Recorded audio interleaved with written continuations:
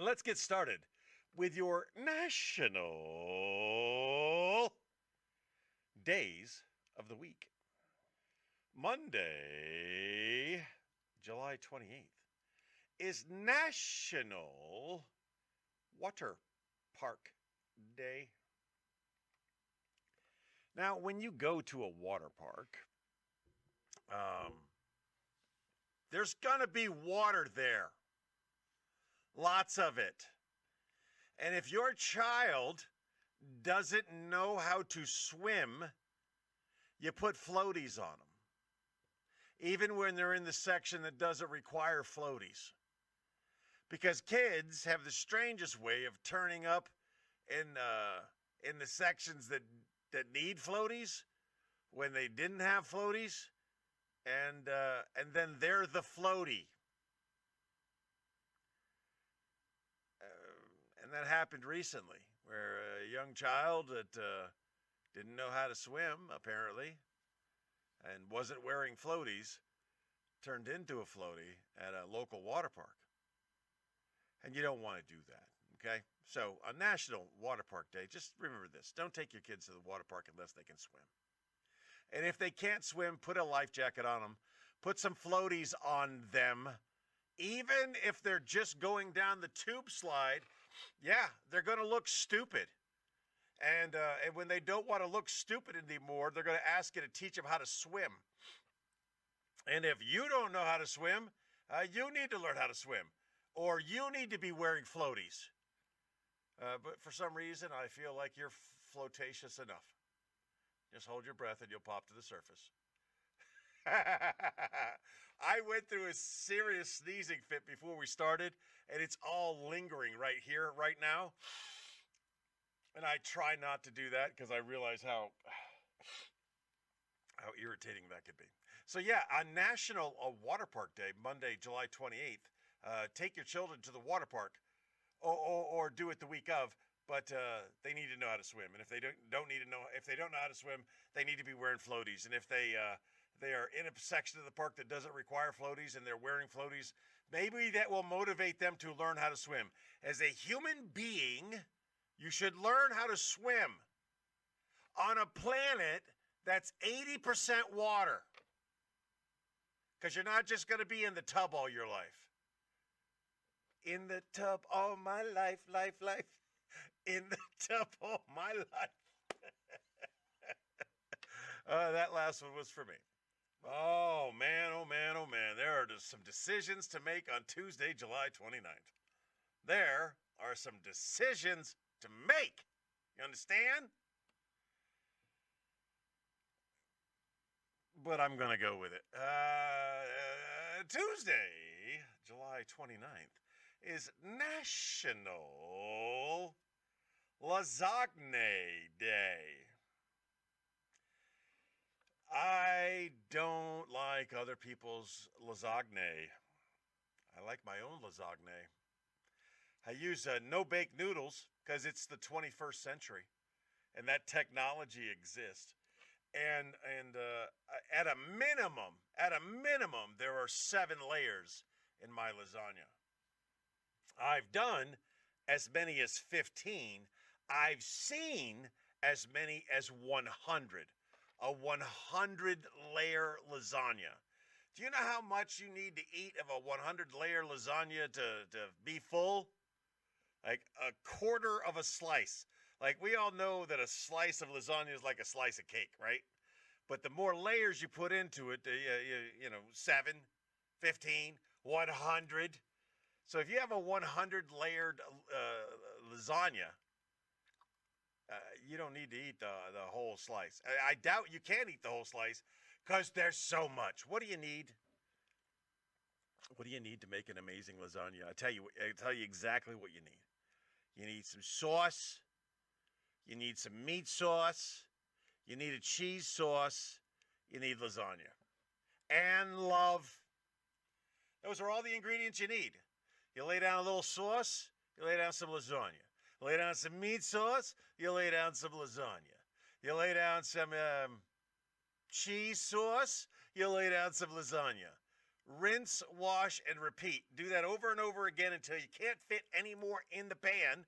Then you throw some more sauce over the top, some cheese, you put some mozz over the top, some pepper, some basil, a couple pepperonis, never hurt nobody, and you got a lasagna that you made with your own hands. It's tasty and delicious. Do that on Wednesday, July 29th, National Lasagna Day. Wednesday, July 30th, is National Father-in-Law Day. Now, I am a father-in-law, and I am not looked upon favorably, and I'm okay with that. I had a father-in-law who I looked upon favorably because I thought he was just an awesome guy. And he's no longer with us, but doesn't change the fact that I enjoyed hanging out with him and talking to him. And you know, I'm just the weird dude that wanted to get with his daughter. and I'm sure he had to deal with plenty of weird dudes that wanted to get on with his daughter, but he dealt with me the most, and he dealt with me for the longest, and I miss my father-in-law. He's a pretty amazing guy. But again, I'm very self-aware that I, as a father-in-law, nobody likes me, and I'm okay with that too. But on July 30th, National Father-in-Law Day, if you like your father-in-law, maybe you throw him a bone. Maybe you say something nice to him. You do something good for your father-in-law. Because without him, you ain't got that person. Because it could be a daughter or son. But you ain't got him without the father-in-law. So thank the father-in-law. And if you got a rocky relationship with the father-in-law, try. Say hello. Try something. It's Wednesday, July 30th, National Father-in-Law Day. July 31st is National Mutt Day. If you don't know what a mutt is, it's the leftover ingredients from an unholy union like my brothers.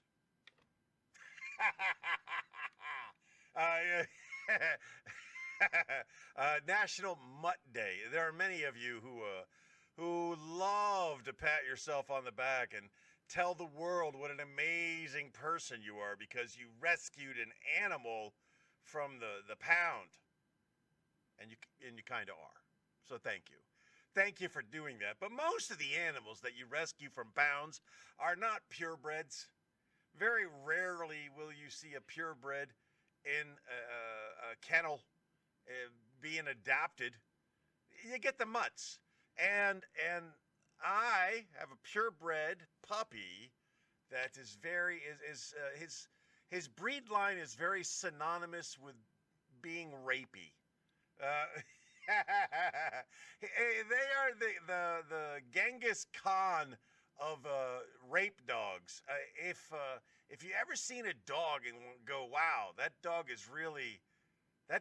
looks like a real dog, it probably has a little Ridgeback seed in it somewhere.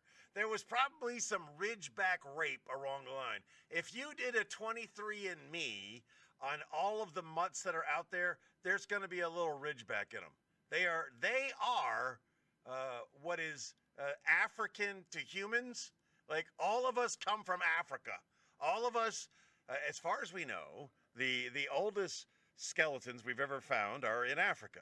So we all came from Africa, and we all evolved into the precious white beings that we may be because we didn't need big air cooling nostrils, and we didn't need massive amounts of melatonin anymore. And so Whitey is morphed from Blackie. We are all African. of some kind. Same mind, unblind, not forbidden and unforbidden. I don't rhyme for to take a riddle in. And dogs are the same way. They are all wolf. But somewhere along the way, there was a ridgeback inserted in the wolf, and then there was a husky. It doesn't matter what it is. If you've got a mutt in your life, the last day of July, the 30th, 31st of July, is a great time to celebrate National Mutt Day. August the 1st is National Homemade Pie Day. I am interested, and I'll bring this up later when I'm talking to Chick Brew, but I am interested in what is your favorite pie?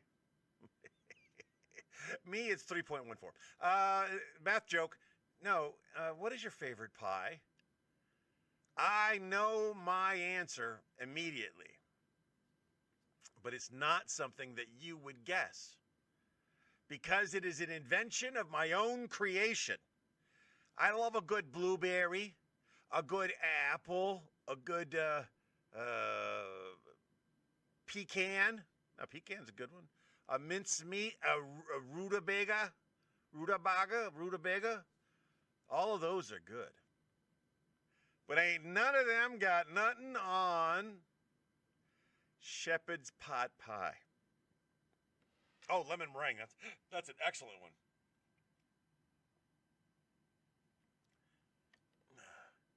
I like shepherd's pie. And I like pot pie. So I challenged my beloved to combine the two, to amalgamate two of my favorite things into a shepherd's pot pie. Phenomenal. Unbelievable. Other words of greatness. I love a shepherd's pot pie. I do. That is my favorite. Lemon meringue is the only response I got in the time that I had to talk about this. Celebrate your favorite pie on August the 1st, National Homemade Pie Day. Strawberry pie from Shoney's. Jess is a strawberry rhubarb with a crumbled top. Oh, but still my beating heart, you forget the crumbled top. Yes, the crumbled top. Excellent choice, madame. Saturday, August the 2nd. It's National Ice Cream Sandwich Day. What would you do for a Klondike bar? A Klondike bar is just an ice cream sandwich. And that was their ad campaign many, many years ago about people willing to turn tricks for a freaking ice cream sandwich. And it wasn't even Saturday, August the 2nd, National Ice Cream Sandwich Day. It was just a random day on the week. Hey, what would you do for a Klondike bar? I'd blow you in the back alley, was a popular response. No, I wouldn't do anything for anything. I am not seeking out favor for an ice cream sandwich. I will just buy the ice cream sandwich.